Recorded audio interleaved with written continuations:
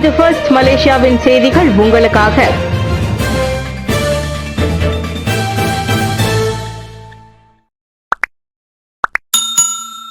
கொட்டி தீர்த்த மழை கிளாங் பள்ளத்தாக்கு திடீர் வெள்ளத்தில் 8 வாகனங்கள் நீரில் சிக்கின. நேற்று பிற்பகலில் பெய்த கனமழையால் கிளான் பள்ளத்தாக்கின் பல பகுதிகளில் திடீர் வெள்ளம் ஏற்பட்டது. இதனால் மாலை நேர நெரிசலில் சிக்கிய வாகன ஓட்டிகள் பெரும் அவதிக்குள்ளாகினர். கோலாலம்பூர் தீயணைப்பு மற்றும் மீட்புத்துறையின் தகவல் படி 3 முக்கிய இடங்களில் குறைந்தது 8 வாகனங்கள் வெள்ள நீரில் சிக்கின. இதில் தாமான் ஓயூஜி ஜாலான் அவாங் கென்சில் பகுதியில் மட்டும் 5 கார்கள் நீரில் மூழ்கின. அதேபோல் ஜாலான் குச்சாய் லாமா பகுதியில் 3 இரு வாகனங்களும், கோலாலம்பூர் சிரன்தாம் நெடுஞ்சாலை சுரங்கப்பாதையில் 1 காரும் சிக்கிக் கொண்டன. புக்கிட் ஜாலில் மற்றும் செபுத்தே நிலையங்களை சேர்ந்த தீயணைப்பு வீரர்கள் மீட்பு பணியில் விரைந்து ஈடுபட்டனர். இந்த சம்பவங்களில் எவருக்கும் காயம் அல்லது உயிர் சேதம் ஏற்படவில்லை என அதிகாரிகள் உறுதிப்படுத்தினர். முன்னதாக 9 மாநிலங்கள் மற்றும் கூட்டரசு பிரதேசங்களில் இடியுடன் கூடிய கனமழை பெய்யும் என வானிலை ஆய்வு மையம் எச்சரித்தது குறிப்பிடத்தக்கது. சிங்கப்பூரின் சென்தோசா கோவ் பகுதியில் முதலை தென்பட்டது. 3 கடற்கரைகளில் நீர் விளையாட்டு நடவடிக்கை நிறுத்தம். சிங்கப்பூர் சென்தோசா கோவ் கடல் பகுதியில் நேற்று மாலை முதலை ஒன்று தென்பட்டதை அடுத்து அங்கு தீவிர தேடுதல் வேட்டை நடைபெற்று வருகிறது. முன்னெச்சரிக்கை நடவடிக்கையாக சிலோசோ, பலவான் மற்றும் தஞ்சோங் கடற்கரைகளில் நீச்சல் மற்றும் படகோட்டுதல் போன்ற நீர் விளையாட்டுகள் மறு அறிவிப்பு வரும் வரை நிறுத்தப்பட்டுள்ளன. கடற்கரைகள் பொதுமக்களுக்கு திறந்து வைக்கப்பட்டிருந்தாலும் கடற்கரை ஓரங்களில் கண்காணிப்பு பலப்படுத்தப்பட்டுள்ளது. பொதுமக்கள் யாரும் முதலையை கண்டால் பீதி அடையாமல் மெதுவாக பின்வாங்குமாறும், அதற்கு உணவு அளிக்கவோ அல்லது சீண்டவோ வேண்டாம் என்றும் அறிவுறுத்தப்படுகிறார்கள். ஏதேனும் தகவல் தெரிந்தால் உடனடியாக என்பாக்ஸ் விலங்கு மீட்பு மையத்தை தொடர்பு கொள்ளுமாறு கேட்டுக் கொள்ளப்படுகிறார்கள். கடற்கரைக்கு செல்வோர் பாதுகாப்பு எச்சரிக்கைகளை பின்பற்றுமாறு கேட்டுக் கொள்ளப்படுகிறார்கள். ஜொஹூர் சட்டமன்றம் இன்று கலைப்பா, மந்திரி பசார் விளக்கம். ஜொஹூர் சட்டமன்றம் இன்று கலைக்கப்படும் என வெளியான வதந்திகளை அம்மாநில மந்திரி பசார் ஆன் ஹாஃபிஸ் கசி மறுத்தார். பல அரசியல்வாதிகள் மாநில தேர்தல் குறித்து பகிரங்க அறிக்கைகளை வெளியிட்டதாலும் மற்றவர்கள் தங்களுக்கு இடங்கள் வேண்டும் என கோரியதாலும் ஜொஹூர் மாநில சட்டமன்றம் கலைக்கப்படுவது குறித்த ஆர்வங்கள் அண்மையில் தீவிரமடைந்தன. மாநில தேர்தல் தொடர்பான விவகாரங்கள் இப்போதைக்கு ஒதுக்கி வைக்கப்பட வேண்டும் என்பதோடு ஜொஹூர் மக்களுக்கு தொடர்ந்து சேவை செய்யுமாறு மாநில சட்டமன்ற உறுப்பினர்களுக்கு அவர் வலியுறுத்தினார். சட்டமன்ற விவாத அமர்வின் போது சில வேறுபாடுகளை தாம் கவனித்ததாகவும், ஒருவேளை அரசியல் பதற்றம் அதிகரித்து வருவதே இதற்கு காரணமாக இருக்கலாம் என்று ஜொஹூர் சட்டமன்றத்தில் ஆற்றிய உரையின் போது ஒன் ஹாஃபிஸ் கசி சுட்டிக்காட்டினார். மாநில தேர்தலுக்கு முன்பு நடைபெறும் கடைசி மாநில சட்டமன்ற கூட்டத்தொடராக இது இருக்கலாம் என்று சிலர் கூறிய போதிலும் ஜொஹூர் மாநில சட்டமன்றம் இன்று கலைக்கப்படாது என்பதால் அனைவரும் நிம்மதியாக இருக்கலாம் என அவர் அறிவித்தார். வரி ஏய்ப்பு, மதுபான கடத்தல் முறியடிப்பு, சிக்கிய இந்திய பிரஜைகள். ஸ்லாங்கூரில் சுமார் 5,56,000 ரிங்கிட் மதிப்பிலான சட்டவிரோத மதுபானங்களை போலீசார் பறிமுதல் செய்துள்ளனர். இந்த கடத்தல் சம்பவத்தில் தொடர்புடைய 2 இந்திய பிரஜைகள் கைது செய்யப்பட்டுள்ளனர். கிடைத்த ரகசிய தகவலின் அடிப்படையில் ஒரு தொழிற்சாலையில் சந்தேகத்திற்கிடமான முறையில் நிறுத்தப்பட்டிருந்த கொள்கலன் லாரியை போலீசார் அதிரடியாக சோதனையிட்டனர். அப்போது இறக்குமதி வரி செலுத்தப்படாத ஆயிரக்கணக்கான வெளிநாட்டு மதுபான பாட்டில்கள் மற்றும் பீர் வகைகள் அதில் மறைத்து வைக்கப்பட்டிருந்தது கண்டுபிடிக்கப்பட்டது. கைது செய்யப்பட்ட 30 முதல் 45 வயது உடைய அந்த 2 நபர்களும் உள்ளூர் கேளிக்கை உதவி விடுதிகளுக்கு இந்த மதுபானங்களை விநியோகிக்கும் கும்பலின் போக்குவரத்து உதவியாளர்களாக செயல்பட்டது தொடக்க கட்ட விசாரணையில் தெரிய வந்துள்ளது. தற்போது அந்த இருவரிடமும் சுங்கை சட்டத்தின் கீழ் விசாரணை நடத்தப்பட்டு வருகிறது. இந்த கடத்தல் பின்னணியில் உள்ள முக்கிய நபர்களையும் மதுபானங்களையும் பாதுகாத்து வைத்திருந்த கிடங்கையும் கண்டறிய போலீசார் விசாரணையை தீவிரப்படுத்தியுள்ளனர். பூச்சோங் அடகு கடையில் கொள்ளை முயற்சி, 3 போலீஸ் வலை வீச்சு. பூச்சோங் பிரிமாவில் திங்கட்கிழமையன்று ஒரு அடகு கடையில் நடந்த கொள்ளை முயற்சி தொடர்பாக 3 நபர்களை போலீசார் தேடி வருகின்றனர். அந்த அடகு கடையின் மேலாளரிடம் இருந்து இந்த சம்பவம் குறித்து தனது துறைக்கு புகார் கிடைத்ததாக சுபாங்ஜயா மாவட்ட போலீஸ் தலைவர் உதவி கமிஷனர் வான் அஸ்லான் வான் மமாட் தெரிவித்தார். பாராங் ஆயுதம் போன்ற ஆயுதங்களை இருந்து 3 சந்தேக நபர்கள் அந்த வளாகத்தில் முகப்பிடத்திற்குள் நுழைய முயன்ற போதிலும் அதில் அவர் தோல்வி கண்டதாக நம்பப்படுகிறது. அவர்கள் தப்பியோடியதை தொடர்ந்து புகார்தாரர் உடனடியாக பாதுகாப்பு எச்சரிக்கையை மணியை அழுத்தியதாக வான் மஸ்லான் வெளியிட்ட அறிக்கையில் தெரிவித்தார். இந்த சம்பவம் குறித்து தகவல் தெரிந்த பொதுமக்கள் 0378627222 என்ற எண்ணில் சுபாங் ஜெயா மாவட்ட போலீஸ் கட்டுப்பாட்டு மையத்துடன் தொடர்பு கொள்ளும்படி கேட்டுக் கொள்ளப்படுகின்றனர். தகவல் அளிப்பவர்களின் அடையாளங்கள் அனைத்தும் ரகசியமாக வைக்கப்படும். கருப்பு உடை அணிந்த மூவர் ஒரு வளாகத்திற்குள் நுழைவதையும் பின்னர் அவர்கள் அங்கிருந்து வெளியேறுவதை காட்டும் காணொலி ஒன்று சமூக ஊடகங்களில் வைரலானது.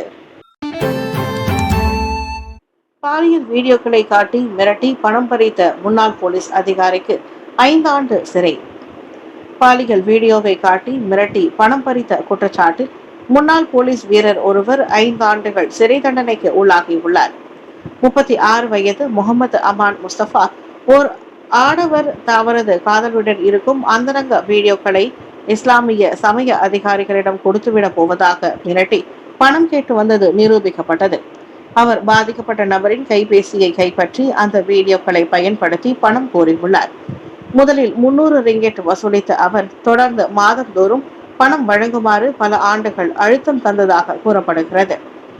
இந்த செயல் போலீஸ் அதிகாரியாக இருந்தவரின் அதிகார துஷ்பிரயோகம் மற்றும் என புத்ரஜயா மேல்முறையீட்டு நீதிமன்ற நீதிபதிகள் கடுமையாக கண்டனம் தெரிவித்தனர்.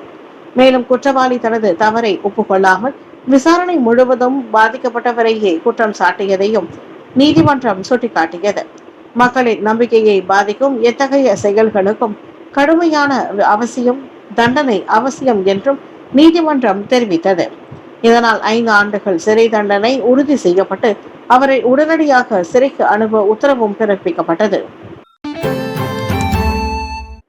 முழுமையாக இறக்குமதி செய்யப்படும் EV வாகனங்களுக்கு ஜூலை 1 முதல் மலேசியா புதிய கட்டுப்பாடு. முழுமையாக இறக்குமதி செய்யப்படும் மின்சார வாகனங்களுக்கு நாட்டில் புதிய கட்டுப்பாடுகள் அறிவிக்கப்பட்டுள்ளன. ஜூலை 1 முதல் இறக்குமதி செய்யப்படும் EV வாகனங்கள் குறைந்தது 2 லட்சம் ரிங்கெட் மதிப்பும் 180 கிலோவாட் திறனும் கொண்டிருக்க வேண்டும் என முதலீடு வர்த்தகம் மற்றும் தொழில்துறை அமைச்சான மிட்டி கூறியுள்ளது. இந்த மாற்றம் இறக்குமதி EV வாகனங்களுக்கு வழங்கப்பட்ட வரி விலக்கு கடந்த 2025 டிசம்பரில் முடிவடைந்ததை அடுத்து அமலுக்கு வருகிறது. என்றாலும் நிறுவனங்கள் தங்களிடம் உள்ள இருப்புகள் துறைமுகங்களில் உள்ளவை மற்றும் போக்குவரத்தில் இருக்கும் வாகனங்கள் உள்ளிட்ட மீதமுள்ள கையிருப்புகளை முந்தைய வரி விலக்கு விதிமுறைகளின் கீழ் முழுமையாக விற்று முடிக்கும் வரை தொடர்ந்து விற்பனை செய்யலாம் என மிட்டி தெரிவித்துள்ளது. இப்புதிய விதிகள் உள்ளூர் EV தொழில்துறையை மேம்படுத்தவும் தரமான வாகனங்களை மட்டுமே சந்தைக்கு கொண்டு வரவும். ஆனால் இந்த மாற்றம் காரணமாக EV விலைகள் அதிகரித்து பொதுமக்களுக்கு அது குறைவாக கிடைக்கக்கூடும் என துறைசார் நிபுணர்கள் எச்சரிக்கின்றனர். மஸ்ஜித் இந்தியா நில அமர்வு உயிரிழந்த இந்திய மாது குடும்பத்தினர் நியாயமான இழப்பீடு கோரிக்கை. ஜாலான் மஸ்ஜித் இந்தியா நில அமர்வு சம்பவத்தில் உயிரிழந்த இந்திய பிரஜையான விஜயலட்சுமியின் குடும்பத்தினர் மலேசிய அரசாங்கத்திடம் நியாயமான இழப்பீடு கோரியுள்ளனர். கடந்த 2024ஆம் ஆண்டு ஆகஸ்ட் மாதம் நிகழ்ந்த இந்த துயர சம்பவத்தில் 8 மீட்டர் ஆழத்திற்கு உருவான திடீர் பள்ளத்தில் விழுந்து விஜயலட்சுமி உயிரிழந்தார். இந்நிலையில் கடந்த மாதம் மரம் விழுந்து உயிரிழந்த ஒருவருக்கு நீதிமன்றம் வழங்கிய இழப்பீட்டு தொகையை முன்னுதாரணமாக கொண்டு இந்த கோரிக்கை முன்வைக்கப்பட்டுள்ளது. இன்று கில்லானில் ஒரு உணவகத்தில் நடைபெற்ற செய்தியாளர் சந்திப்பில் விஜயலட்சுமியின் மகன் சூர்யா மற்றும் வழக்கறிஞர் பார்த்திபன் ஆகியோர் கலந்து கொண்டு அதனை தெரிவித்தனர். பராமரிப்பு பணிகளில் ஏற்பட்ட அலட்சியமே இந்த விபத்துக்கு காரணம் என்றும் நிலத்தடி குழாய் வெடிப்பு மற்றும் புவியியல் மாற்றங்கள் குறித்து ஆரம்பகட்ட அறிக்கைகள் சுட்டிக்காட்டுவதாகவும் பார்த்திபன் மேலும் கூறினார். மரண சான்றிதழ் பெறுவதற்காக கடந்த 2 ஆண்டுகளாக இந்தியாவுக்கும் மலேசியாவுக்கும் இடையே அலைந்ததில் பெரும் நிதி சுமை ஏற்பட்டுள்ளதாக கூறியுள்ள குடும்பத்தினர் முறையான இழப்பீடு வழங்க வேண்டும் என வலியுறுத்தியுள்ளார். தேசிய பதிவிலாக்காவிடம் இருந்து நேற்றுதான் மரண சான்றிதழ் பெறப்பட்ட நிலையில் இது குறித்து கூட்டரசு பிரதேச அமைச்சர் ஹன்னாயோ மற்றும் கோலாலம்பூர் மாநகர மன்றத்துடன் பேச்சுவார்த்தை நடத்த வழக்கறிஞர்கள் திட்டமிட்டுள்ளனர். பெகான் பாருவில் முதியவர் ஜெயகோபி கொலை 4 நண்பர்கள் மீது இன்று நீதிமன்றத்தில் குற்றச்சாட்டு. கடந்த மாதம் ஏப்ரல் 17ஆம் தேதி ஹிலிர்பேராக் மாவட்டத்தில் உள்ள பெகான் பாருவில் 70 வயது முதியவர் ஜெயகோபியை கொன்ற சம்பவத்தில் இன்று 4 நண்பர்கள் மீது குற்றம் சாட்டப்பட்டது. தெலுங்கிந்தான் மேஜிஸ்ட்ரேட் நீதிமன்றத்தில் 25 வயது SRC Prakash Rao, MA அலிகேஸ்வரன், T Thyagesan மற்றும் K சங்கர் ஆகியோர் மீது இந்த கொலை குற்றச்சாட்டு கொண்டுவரப்பட்டது. குற்றச்சாட்டுகளை மேஜிஸ்ட்ரேட் நைதத்துல் அதிரா அஸ்மன் முன்னிலையில் வாசித்த போது புரிந்து கொண்டதாக தலையை அசைத்தார்.